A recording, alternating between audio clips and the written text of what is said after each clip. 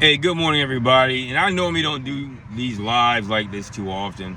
I'm waiting outside a place to grab a little something to eat. But I wanted to say something. The video that's recently been posted, some people have called me because they're concerned. And I'm going to say this. I never had any kind of delusions that I was going to live forever. So I'm good with that. And back in 1985 when I joined the military, I knew that there's a reality that I could possibly have died in some sort of conflict or war. That didn't happen. I was blessed. But I know I can't live forever, so it's all good. But the issues that I raised in that video are real. They did happen to me, yes. I had Greg Holder falsely accuse me of perjury to the mayor's bodyguard, and I was looking at 5 years in prison. I ended up self-representing and winning it. Yes, the issue with the Department of Revenue and child support were there, and I won those issues legally.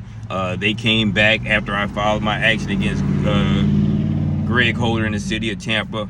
Yes, I did at one time possess over $1 million worth of property that the county, city, and state, well, in various forms, caused me to lose without giving me a day in court. You can just go look at the chain of custody on the properties that were at 517 Tuscany Street in Brandon, Florida, 4336 Spinnaker Cove, which is where they pulled me out of with 7 police officers, or actually deputies, and made me vacate 2534, I think it is, Clearside Drive in Valrico, and Bramfield Drive, I think it's 12745 Bramfield Drive in Panther Trace.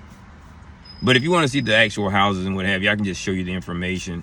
But the 2 bell cows were 4336 Spinnaker Cove in Tampa, Florida, and of course 517 Tuscany Street in Brandon. That's a different story. I'll get into more of that when I put out my information on my YouTube channel, which is Greg Doss, GDNAPSC. As far as what I spoke about with Austin Road Basketball Professional Association, I could have put in Butler, Wymuller, Katz and Craig, State Farm Auto Insurance, Dr. John Shim, and even Stephen Shovnick with the Department of Veterans Affairs. Those things happen. You can go find some portion of me speaking in court about all that stuff on that same YouTube page that I just mentioned. And it's not so much about me. My battle is going to be my battle. It is what it is. It's about the people who may not have had the wherewithal or the ability to articulate their frustrations in a manner that I may have been blessed with, because some of this stuff I don't know why I know. But if you want to see the letter that I did draft in response to this strange letter from the Florida Bar Association, Hillsborough County branch, despite I've also done Judicial Qualifications Commission inquiries, and I've had about 10 or 11 appeals. But you can go look up all this information, and if they've done it to me, they've done it to other people, and those are the people I'm concerned about. Do I want what I'm entitled to? Oh, you damn right.